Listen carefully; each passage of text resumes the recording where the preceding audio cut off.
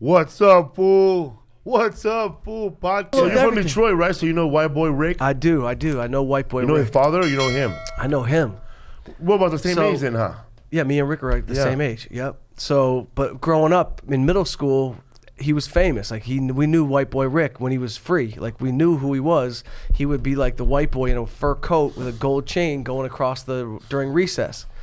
But long story. Were people really selling guns that much in that city? Hell yeah. In the To this 80s in day or Detroit, 80s? when crack hit, his dad was a major gun runner. So his dad was You know running from guns. gun shows. He would get them from the gun shows. He was known to have the best guns for the best price. Damn. But he started selling them to killers and dope dealers, and he didn't know who he was. A dad. He didn't know who he was really selling to. And then when the feds came, they were already looking at him. When the feds came down on the dad, boom, the dad had Rick. He had his son with him at like a lunch or whatever, and the feds were showing the dad pictures of these gangsters, and they're like, "Who's this?" And the dad's like, "I don't know." But Rick was like, "Yo, that's Butch Jones, the head of the Young Boys Incorporated. That's so and so."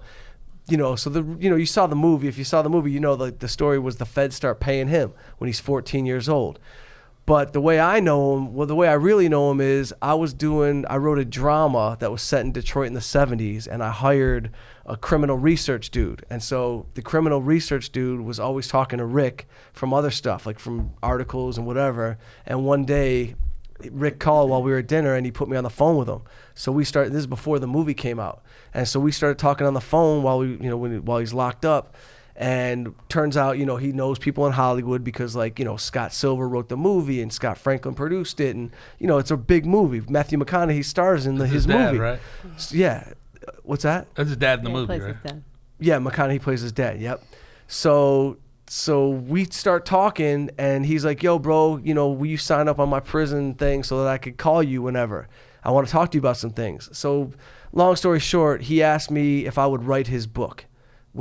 He wanted to do a book. So he knew I did Rappaport's book. He knew I was a writer. We got along on the phone, and he asked me if I would do his book. And I said, hell yeah, if we get a real deal, after, because he's supposed to get out like in the next 16 months. He's done 30 years already. Wow. Yeah. So when he gets out, he wants me to do his book. So we talk every week.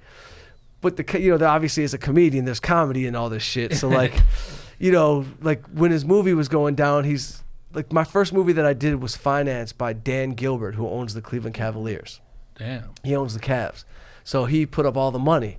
So he asked me, because they shot White Boy Rick in Cleveland. They shot most of it in Cleveland, even though it was set in Detroit. They had to shoot it in Cleveland for tax incentive. But Rick was like, "Yo, bro, can you get McConaughey front row seats?"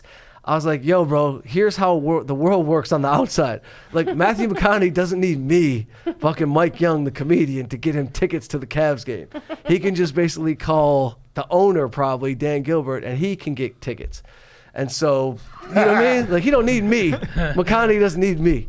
So next thing you know, McConaughey, you turn on the TV, there's McConaughey sitting front row at the Cavs game next to Dan Gilbert. But, through this whole thing, Rick and I have remained friends, and I'm going to do his book when he gets out. Nice. And so, Good job. it'll be a big... Good job. It should be a big book. You never know. It's a crazy story. He's already telling you wild shit. Beyond wild shit, bro. And it's public knowledge, so Right. I could tell you, the feds are paying him at 14 years old. They put him in the game, right? So they're giving him money. Make a buy here. Tell us who's who. Blah, blah, blah. He's with them for, till he's 17 years old. 14 to 17, he's an informant. So when he's 15, he's making moves on his own. Now he's not telling the feds everything. He's making deals. He's selling kilos on his own. He's making real money and trying to do it on the low. By the time he's 16, the feds and they're doing real shit with him. They're like, "Here's $2,000. Here's $2,000. We got you a ticket to the Hearns-Hagler fight in Vegas. You're going to go to the fight in Vegas, and you're going to come back, and you're going to tell us who the Detroit-Miami connection is," because you know how the dope dealers go to major fights. So all the Detroit guys were going out there. They're going to meet their connect. He was supposed to come back. But he goes out there. He's a kid. He's fucking 16 years old at the time.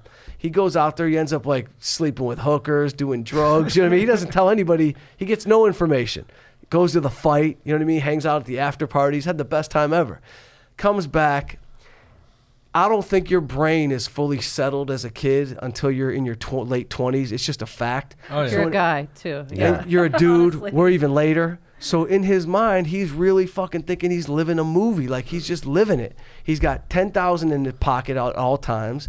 And unfortunately, he didn't get the memo when the feds were like, yo, bro, we're done with you. Quit dealing drugs. We already know what you're doing. So he's just doing the crime, continuing the crime then, right? He kept the crime going. So when he's 17 years old, they catch him fucking coming home one night. They got the tip from a dirty cop, and they find he's got 7 kilos of cocaine in the trunk. And they fucking find him. They lock him up. And next thing you know, he goes to trial, and he's got the gangster lawyer, the high-powered lawyer, and he thinks that because of the situation he was in, he's going to get off, or he's going to get probation as a minor. Yeah. No, it was the Michigan, it was the lifer law. So if you had over 350 grams of cocaine, you were life without parole. That was it back then. You got life without parole. So they fucking gave him life without parole. When white privilege backfires. And he wasn't white privilege. He was poor white trash. He was fucking poor. He grew up in the hood in Detroit. You know what I mean? His dad was a hustler. Make an example out of him. An example. But they really locked him up. Why so much? Because they didn't catch all those other fools too. Not just that. He had the dirt on everybody. So in Detroit in the 80s, everybody was dirty. The mayor, the chief of police. Yo, remember the movie, Beverly Hills Cop? Gil Hill, who played the detective, the chief of police, who played against Eddie Murphy. That was in the movie. That was the real Gil Hill that played that part. Oh, really? They got him on a federal wiretap, accepting like $50,000 in a to cover up some crime. Like I saw the video. He's like Gil Hill, the actor. And they indicted him. He ended up. Axel. Yeah. You going? Exactly.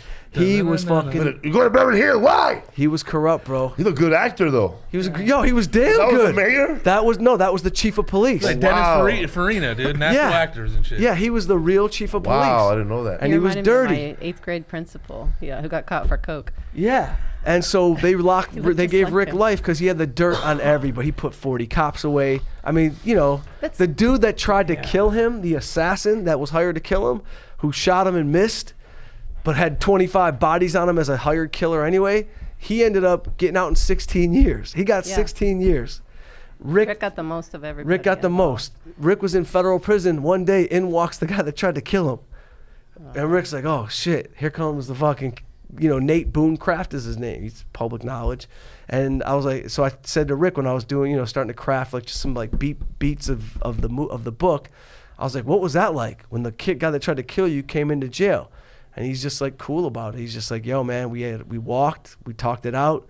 We were like, yo, we were both young. We were in the game. This is what it was. And it wasn't his personal desire to kill this guy. It was a job, right? Yeah, it was job. It was always a job for that guy. Yeah. It was never personal with him.